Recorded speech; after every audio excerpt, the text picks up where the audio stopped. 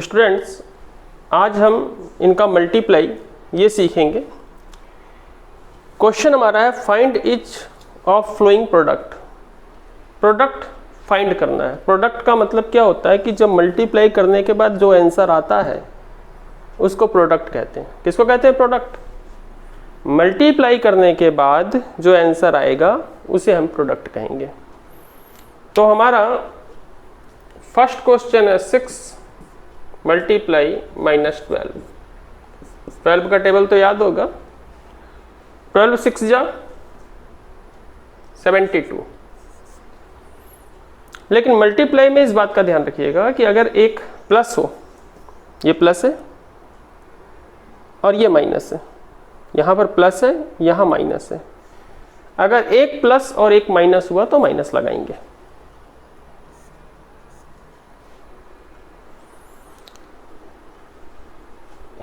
Second question है -1 multiply -5 multiply -7 multiply -2।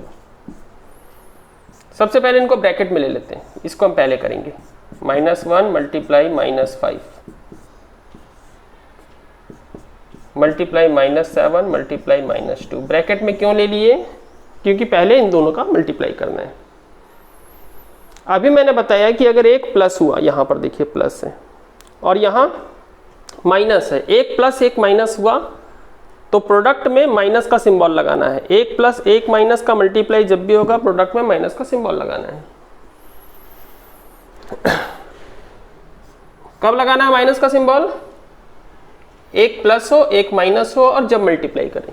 लेकिन यहाँ तो दोनों तो माइनस है, यहाँ भी माइनस है यहाँ भी माइनस है। 5 बन जा 5, और अगर माइनस का मल्टीप्लाई माइनस के साथ होगा तो प्लस का सिंबल। इसको जरा देखिए ध्यान से, जरा सोचिए माइनस क्यों लगा है, आपको खुद समझ में आ जाएगा। अच्छा, एक प्लस है और एक माइनस है तो माइनस लगाना है। यहाँ प्लस क्यों लगा है?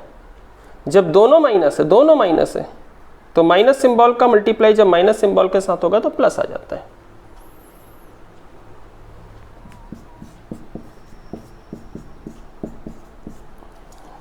अब इन दोनों को ब्रैकेट में ले लेते हैं। 5 मल्टीप्लाई -7 मल्टीप्लाई -2।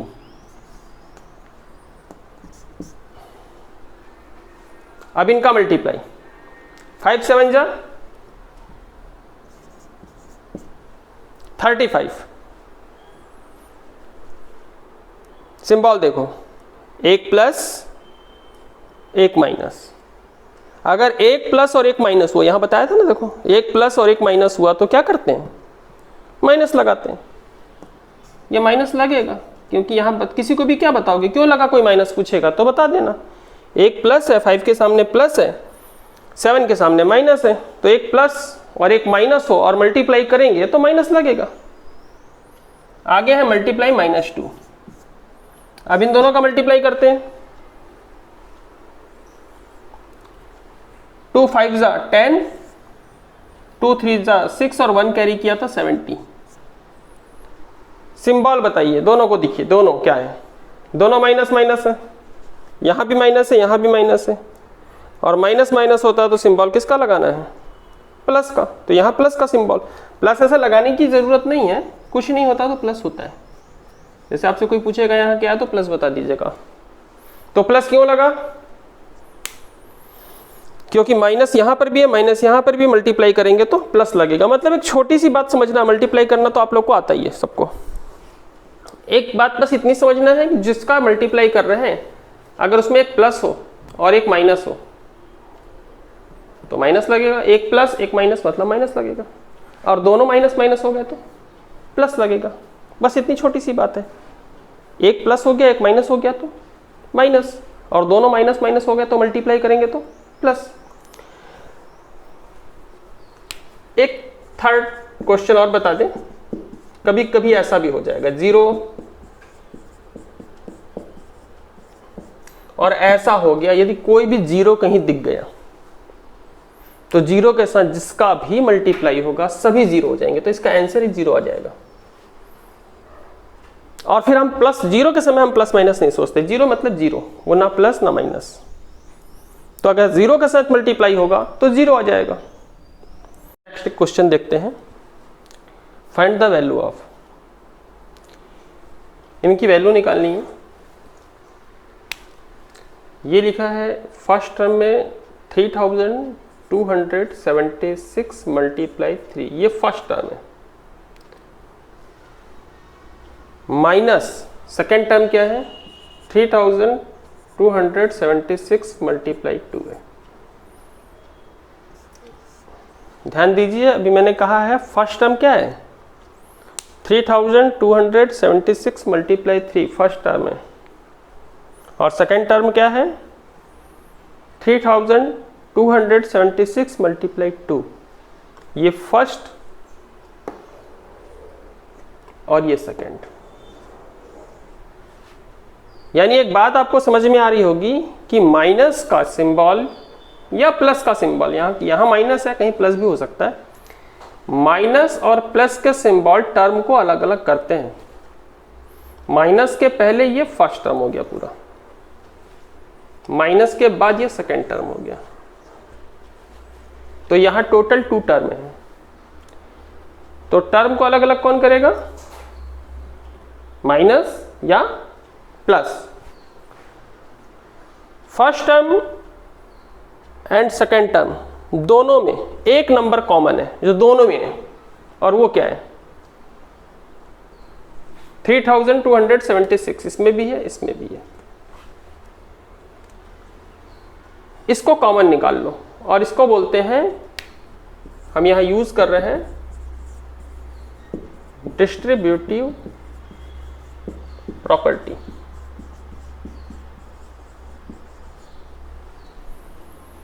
और ये होता क्या है कि यदि यहां पर कितने टर्म है 2 टर्म है, हो सकता है किसी में 3 भी हो गया, यहां प्लस करके लिखा होता, और सब में कोई नंबर कॉमन होना चाहिए, सभी में होना चाहिए वो नंबर कॉमन।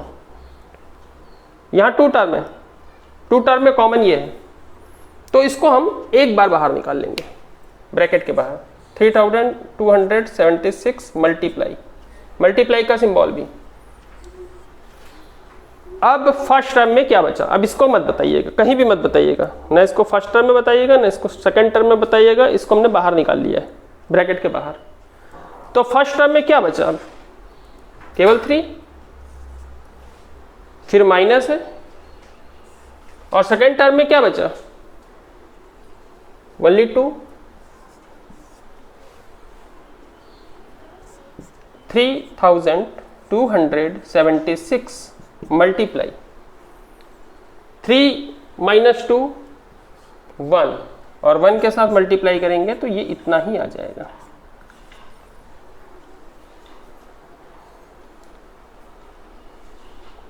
सपोज एक क्वेश्चन ऐसा कभी आ जाए,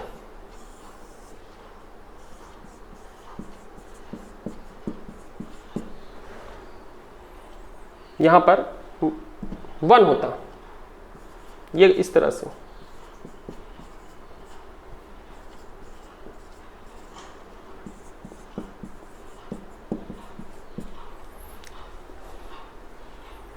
अब यहां कितने टर्म है, फर्स्ट टर्म,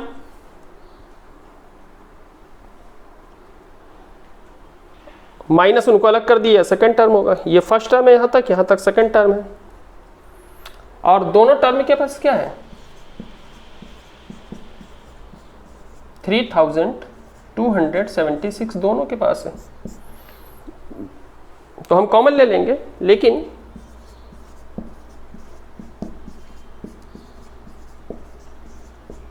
जब कुछ भी नहीं तो हम 1 का मल्टीप्लाई कहीं भी कर सकते हैं, क्योंकि 1 का मल्टीप्लाई करने से कोई फर्क नहीं पड़ता, तो इसमें 1 का मल्टीप्लाई मान लिए। अब यूज कर लीजिए,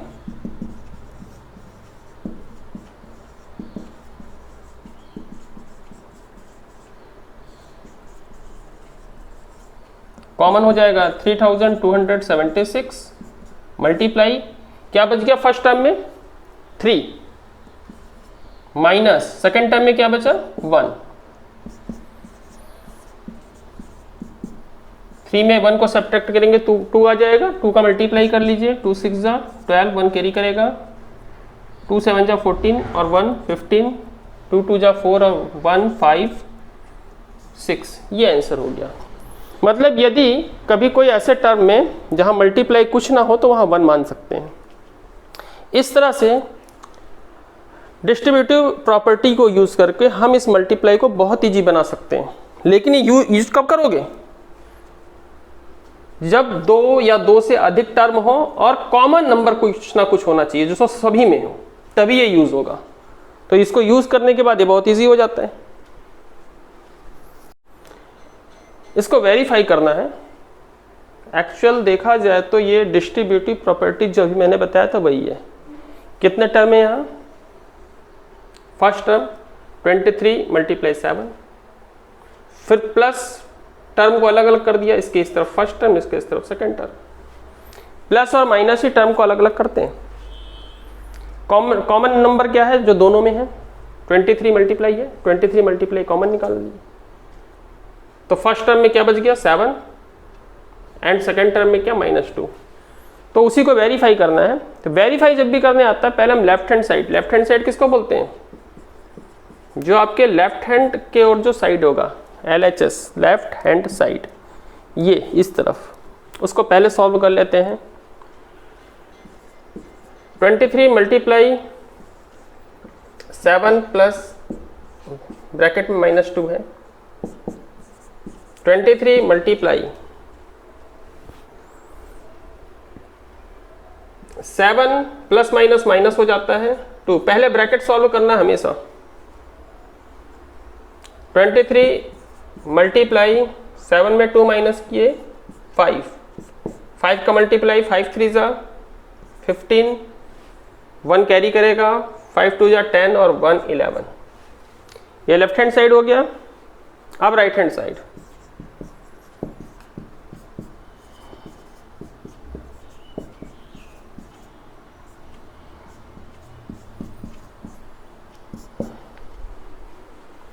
कभी भी इस तरह का क्वेश्चन हो गया, इसमें आपको मल्टीप्लाई भी दिख रहा है, प्लस भी दिख रहा है, तो प्लस कभी भी नहीं करते, पहले हमेशा मल्टीप्लाई करोगे, हमेशा मल्टीप्लाई।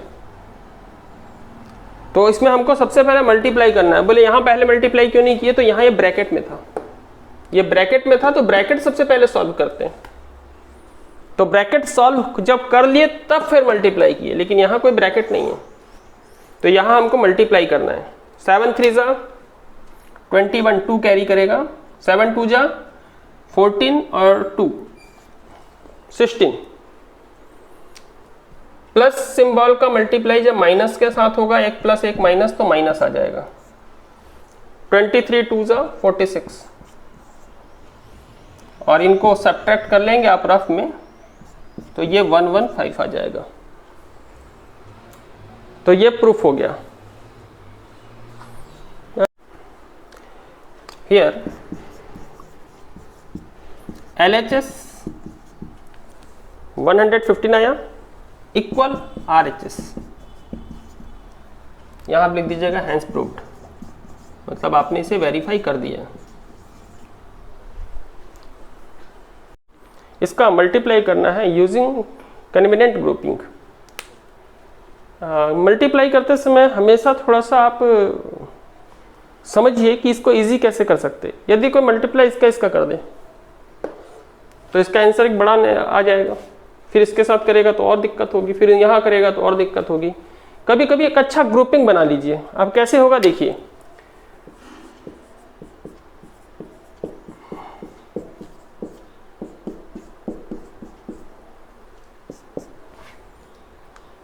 (97) मल्टीप्लाई 25 मल्टीप्लाई -4,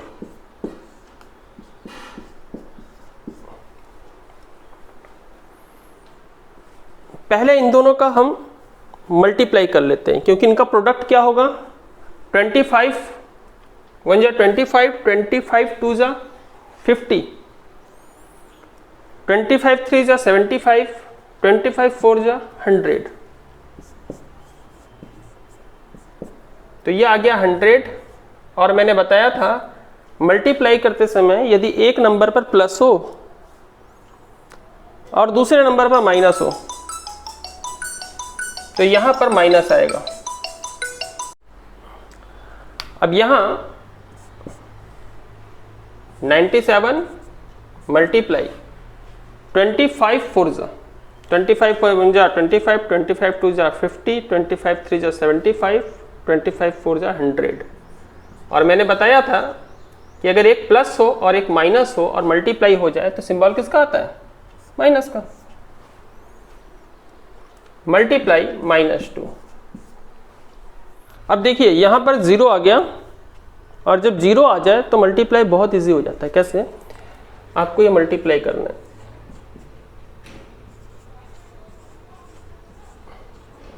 ये 50 लिखा है, ये 30,000 लिखा है, लेकिन ये कितना इजी है, केवल 5 3 जा 15, आगे 0 काउंट कर लीजिए, 1 2 3 4 5, 5 0 लगा दीजिए, आंसर आ गया। लेकिन अब ये बताइए कि इसको मैं थोड़ा सा और कम कर देता हूं, इसको मैं दे देता हूं 29, और इसको और कम कर देता हूं,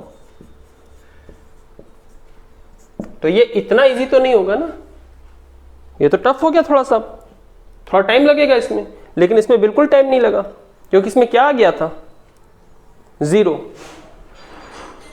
तो हमेशा हम ग्रुपिंग कुछ इस तरह की करने की कोशिश करते हैं कि हमें 0 मिल जाए तो बहुत अच्छा है, चाहे 1 0 मिले, चाहे 2 0 मिले, 0 मिल जाए। अब हम ग्रुपिंग इसकी भी कर सकते हैं, इन दोनों की पहले ग्रुपिंग कर सकते हैं, या इसकी ग्रुपिंग पहले कर सकते हैं, वो आप कोई भी करो सही होगा।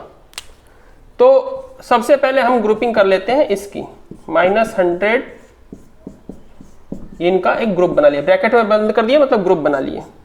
97 1 2 जा 2 होगा, आगे 2 0 है, यहां भी माइनस है, यहां भी माइनस है, माइनस का मल्टीप्लाई जब माइनस के साथ होगा तो प्लस आ जाएगा। आप मल्टीप्लाई करते समय पूरे 200 का मल्टीप्लाई आपको नहीं करना है, 0 0 है ना, इसको छोड़ दीजिए, आंसर में लगा दीजिएगा, बस 2 का कीजिए, 2 7 जा 14, 2 9 जा 18, और 1 कैरी किया है, और आगे 2 0 है, ये लगाने हैं, ये इस तरह से आंसर आ गया। तो एक ऐसा ग्रुपिंग कर लीजिए जहां से हमें 0 मिल सके, तो हमारा मल्टीप्लाई बहुत आसान हो जाएगा।